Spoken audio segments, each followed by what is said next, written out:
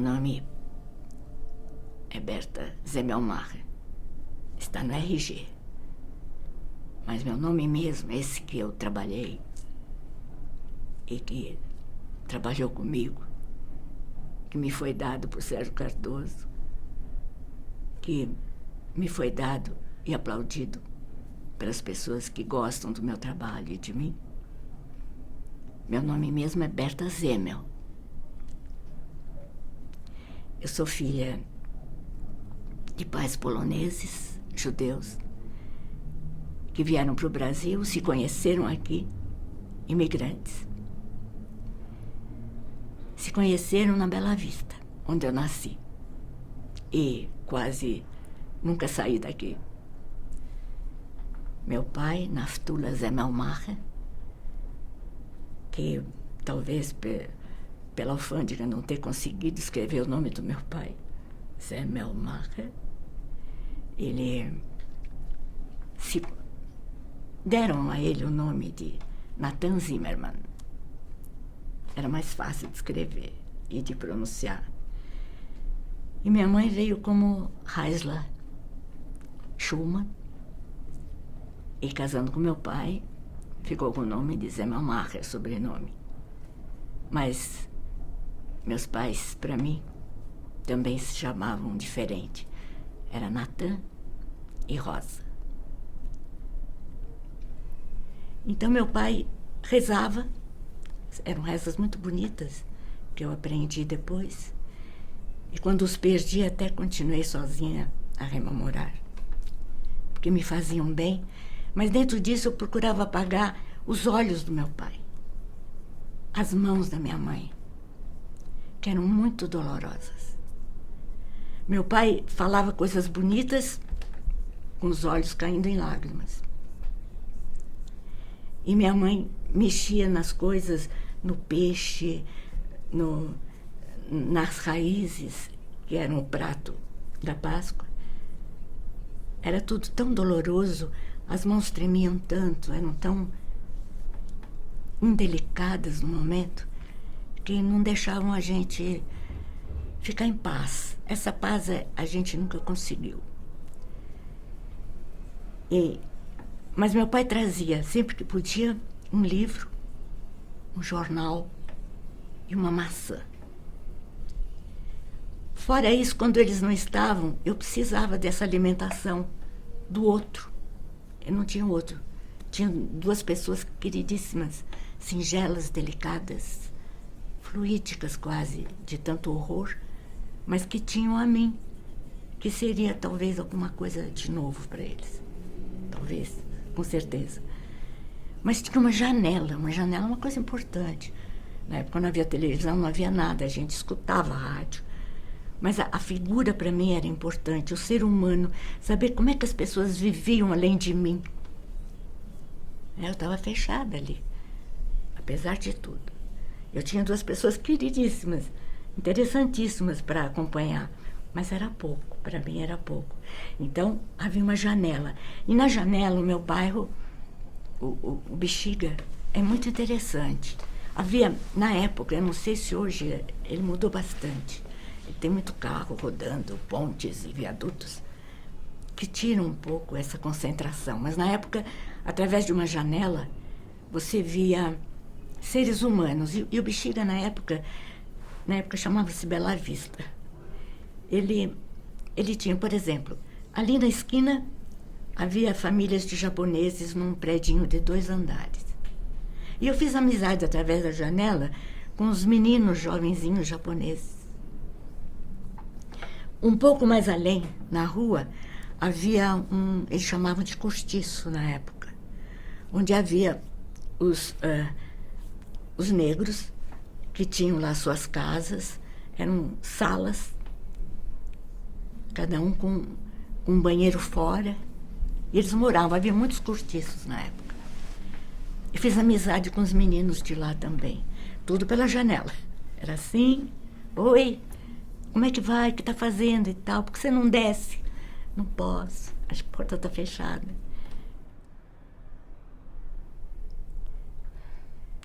Eu não sei se eu sou um caso único, mas para mim, a escola de arte dramática, em se falando de formação, foi fundamental.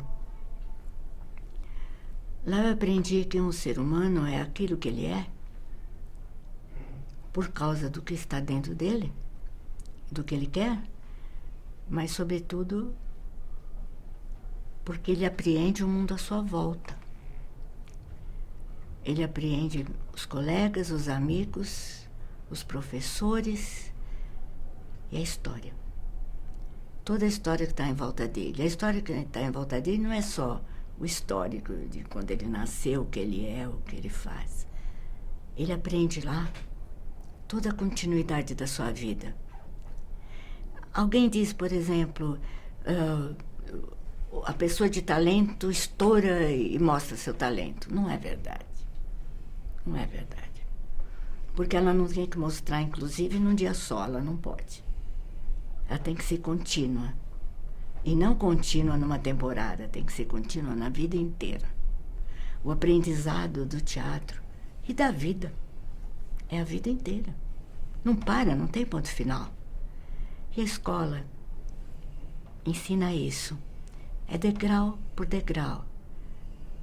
Tudo que está em volta do ser humano está em volta do ator. Mas a minha mãe disse assim, ela disse, a senhora ali da pensão, disse, então, meu filho pode mostrar para ela onde é a escola. Eu disse, minha filha não sai de casa, não abre a boca, não sabe falar, como é que ela vai fazer escola de dramática? Ela é muito tímida, não. E depois, o que ela vai fazer? Que profissão é essa? Aí ela disse, deixa ela falar, fala um pouquinho com o Durval. Aí o Durval veio com aquela coisa de gente de teatro, sabe, para fora, direto, verdadeiro, uma pessoa ótima. Ele falou assim, você quer fazer teatro? Quero. Você sabe o que é? Não. O estudo do teatro é uma coisa que as pessoas não gostam muito, porque tem que estudar o outro. As pessoas estão muito encasteladas dentro de si próprias. Elas querem saber as coisas e fazer as coisas a partir delas. Mas a escola, o estudo, é estudar as pessoas a partir das pessoas. O cabelinho, na época, ela era branco, como o meu, mas havia, na época, luzes azuis no cabelo. Ela gastou um dinheirão. Foi lá, botou as luzes, botou uma roupinha bonitinha, né? As duas, assim, durinhas. Fomos caminhando. Por isso que eu digo que a tragédia está junto com a comédia, não é? Ou com a farsa, ou com... Sei lá, são dois pontos que se interligam em algum momento. E nós, durinhas, sapatinhos altos, mal... Eu caía do sapato, minha mãe caía também, coitadinha. E a gente, minha mãe arranjou um negocinho que a vizinha deu, um negocinho de pele. Era uma raposa, botou aqui assim. E nós fomos, assim, bonitinhas, assim, muito perfume, muita coisa. E aí nós entramos na sala, as pessoas não estavam tão enfarpeladas, assim. Eu entrei ali, meu coração batia, minha mãe também. As pessoas passavam com alguma coisa, oferecendo, assim, no saguão. Era muito bonito o TBC na época. Tinha um saguão, dentro era todo de veludo, tinha cortina. E era o que fazia, não sei, aquela coisa bonita da época, né? Então, nós estávamos no saguão, chegamos quase 40 minutos antes para saber como é que entrava, por que porta entrava, tudo, a gente não sabia nada. Aí a pessoa pediu os ingressos, a minha mãe não sabia como dava. Tudo. Aquela coisa de gente que não tem uso, né, da coisa. As luzes foram se apagando, assim que se apagaram, a gente deu um jeito de sentar. E tudo ficou meio escuro, só uma luz numa cortina vermelha. E o coração aqui, lá dentro a gente ouvia a gente andando, tal, atrás da cortina. E de repente...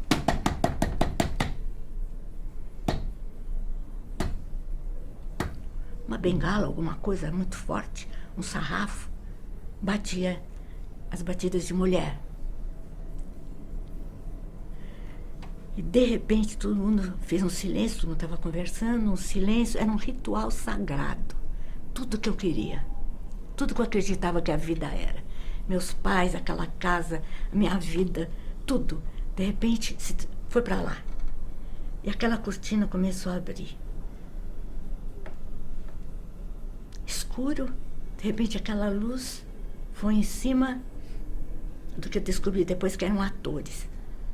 Era, se eu me lembro bem, Sérgio Cardoso, Valdemar Way, Célia Biar, Nídia Alicia, Cleide Ácones, Cacilda Beck. Aquela coisa se abriu, eu e minha mãe assim, e as pessoas falavam. Como é que eu estou vendo gente falando, vivendo outra vida ali, diante de mim? Então as pessoas podem se transformar assim, gente como eu, que de repente vai para lá e começa a falar sobre coisas que eles construíram, personagens construídos, outra gente, outra vida, outro ser, outro clima. A coisa se passava na França, outra se passava nos Estados Unidos. O que é isso? Então, tudo que meu pai contava, as histórias podiam ser vividas pelas pessoas. Aí eu, no silêncio, os atores começaram a falar e o mundo abriu para mim. Eu virei para minha mãe e disse assim: Rosa, é isso que eu quero fazer. Eu quero estar lá. Alguém lá de trás, lá da frente, fez... Mas eu já tinha decidido. Tudo estava definido para mim, era aquilo. O que eu tinha visto pela janela era pouco, o que eu tinha visto das pessoas era pouco, tudo era pouco, a minha vida era pouco. Aquilo era tudo. Era aquilo que eu queria fazer.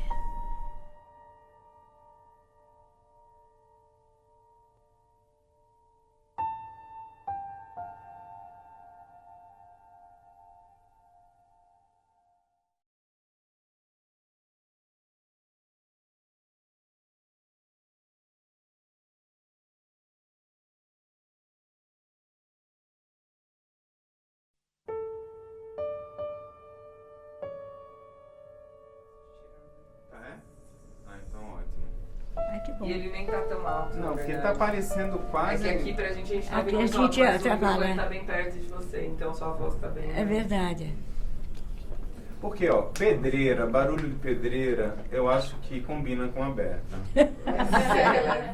Mais ou menos na mesma época tinha o TBC, depois o Teatro de Arena e o Teatro Oficina logo depois.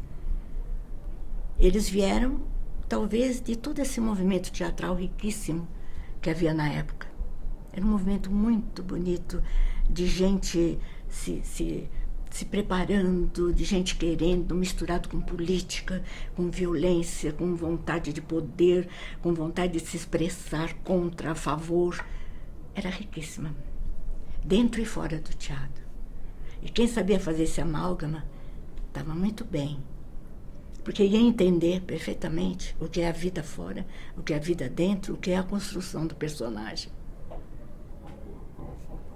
Era um homem que eu via nele a reunião de todas as coisas importantes que eu procurava. Era um ator sério, trabalhador. Eu via os ensaios, eu via a criação, eu via a luta dele para interpretar o papel que dissesse alguma coisa para a sociedade. Às vezes, ele até transformava um pouco o personagem, como na Raposa e as Uvas, para dizer que as pessoas que têm o poder talvez nem estivesse no texto. Ou estivesse e a gente não via. Mas ele transformava aquilo num jorrar assim de... A verdade está além. Não está só aqui. Está além, procura, busca. Faz alguma coisa. Tira teu traseiro da cadeira e vai embora. É isso que ele falava. E era isso que ele buscava. A grande interpretação mostra todos os lados de um personagem. O personagem que está no papel, o personagem que é ele, Sérgio Cardoso, o personagem que está na sociedade, os personagens que nós vemos, as pessoas que nós conhecemos. Todos eles estão numa grande interpretação. eu aprendi a cantar. E quem me dava aulas de música, de canto, era a dona Alice, mãe da Nídia, que era professora de canto. Um dia eu vi o Sérgio vindo correndo, eu estava na aula, eu vi o Sérgio correndo e disse, não aprenda canto não. Eu falei, ué, a Ofélia vai cantar. Eu disse, não, ela não vai cantar. Ela vai chorar. Ela vai vir de um lago, ela vai tentar se matar, com flores, com coisas caindo, porque ela já está programando a morte. E a música não é que você não vai cantar a música, você vai chorar a música. Você vai enlouquecer a música. Tudo que a Ofélia é. Olha que aprendizado, que coisa incrível. Ó, se esta carne muito, muito poluída pudesse derreter-se. Entende? É uma sensação de falta de poder, de falta de cuidado, de falta de verdade. Mas então, derreter não é acabar. Derreter é, sabe, se abrir, para depois conseguir alguma coisa de verdade. Essa busca da verdade não é uma busca, como é que o mundo foi feito. Uma busca sua, né? É a busca sua, de você. O que eu estou fazendo aqui? Como é que a gente evoluiu para essa coisa mecânica? Não das coisas, do ser humano. Em vez da máquina ajudar o homem está querendo parecer máquina. Ele imita, ele fala rápido. Você já viu as pessoas falando na televisão? Você não entende o que elas falam. As novelas não tem pausa, né? Não. Não existe. Quando você está falando comigo, eles estão quietinhos ali, ouvindo, mas a cabeça deles está formulando cenas e palavras. As palavras viram cenas e as cenas viram palavras. O mundo deles é tão importante quanto aquilo que a gente está fazendo aqui. Eles estão evoluindo, a cabeça está pensando. E hoje em dia está difícil. Hoje em dia está difícil reconhecer o talento. Há muitas maneiras de você florear, dar cores, dar brilhos, que são efêmeros. Uma pessoa bonita é uma coisa lindíssima de se olhar. É uma coisa que enternece nosso coração. A beleza é enternecedora. Ela vale por 1000 palavras. Mas, se você repete aquilo, você cria cópias. Você cria outras cópias das cópias. Sem momentos, sem pensamentos, sem nada por detrás. Depois de 2 minutos, depois de 5 minutos, é insuportável. Não lembro. Tão fugidio que eu não quero lembrar. Então é melhor não lembrar. O que é isso? Vamos colocar esses momentos, o personagem fica mais rico, mais possível. Tentei fazer muito isso no Anjo Duro. Porque aquela mulher, a Nise, ela sabia das coisas. Ela viu muitas pessoas que transpuseram. Ela sentiu muito as circunstâncias do mundo que ela vivia. E ela amalgamou isso. Tem para mim que você vivenciou de súbito a experiência da totalidade, a mais importante e única de todas as coisas espirituais. Você fala de uma substância única, eterna, infinita. Deus. Eu comecei a namorar a Berta. Ora, o primeiro dia que eu comecei a namorar a Não, Berta... eu namorei você. Hã? Você não queria nada comigo. Não, é impressão tua. Eu que namorei você. Aí, quando eu entrei, eu vi a Berta no palco, a gente começou a rir. Eu ria, e aí o espetáculo público lá, a gente rindo. Quando foi no outro dia, A gente foi olhar na tabela e estava lá repreendendo eu e a Berta. A Berta nunca foi repreendida nesses anos por tua culpa, começou a rir. Não, nós começamos a rir junto. Aí, quando foi, nós não vamos rir mais. Foi para o espetáculo segunda vez, a gente teve outra vez uma crise de riso. Sabe esse riso que você não contém? Doido, jovem. A história da nossa vida. Eu queria que o Vonei falasse a experiência dele como ator nos Matadores, mas acho que não deve ter sido muito dolorosa como foi a minha, né? Eu fico muito atento com o diretor. Né? E depois eu tinha atores experientes, como Chico, como Estênio, Maria. Eu fui. E o Beto, uma semana você só vai ver, depois você começa com você. Eu disse, tudo bem. Então eu fiquei observando muito a representação e dizia na minha cabeça, quando eu fazia um gesto um pouco maior, dizia menos, pô, é menos. Então eu aprendi que no cinema não adianta mentir. Como não adianta no teatro, mas no teatro eu estou um pouco mais à vontade. Agora, no cinema não adianta mentir, porque aquilo aumenta milhões de vezes as suas dificuldades ou as suas facilidades. E se você mentir, você vai ser pego. Num dos últimos trabalhos, havia alguém que preparava atores que tinha instintos sadomasoquistas. Era alguém, não sei te explicar até hoje. Não sei o que era aquilo, não consegui entender. Dei uma volta imensa, fiz coisas insuportáveis, de bicho a inseto, de inseto a doente mental, tudo, eu fiz tudo. Me fizeram sofrer horrores. Quando o filme terminou, o diretor falou, é isso que eu queria, maravilha. Eu falei, mas isso eu podia ter feito no segundo dia que eu estava aqui. Eu precisei dar toda essa volta, sofrer tanto, fazer coisas que eu não concordo, essa coisa horrível toda.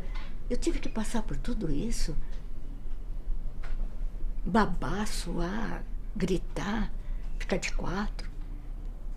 Por quê? O homem merece isso? As pessoas não podem chegar até aqui com a inteligência, com o trabalho, com o comportamento? Isso é uma espécie de querer matar o melhor que tem na gente, achando que a gente não tem nada de bom, que a gente tem que tirar o que tem de bom lá do dedão do pé e não da cabeça. É uma escolha de vida, é uma escolha de caminho e trabalho. Quando você perguntou o que você aconselha as pessoas, a gente não aconselha porque é uma experiência muito própria. Mas eu ia falar, trabalho. Estudo. Mas isso todo mundo sabe. Acontece que as pessoas não querem. As pessoas querem tudo é muito mais rápido hoje em dia. Por que você vai esperar? Vai perder tempo numa escola, em alguém que vai te falar, ficar sentado conversando, que para mim é de um prazer enorme, o que eu mais gosto é sentar e conversar. Então por que a gente vai perder tudo isso? Entendeu? Se a maioria quer ser celebridade, é aquilo que elas entendem. Elas querem ser felizes, como nós. Eu sou feliz fazendo isso que eu faço. Com as minhas opções, com as minhas dificuldades e tudo que eu passei. Muito feliz.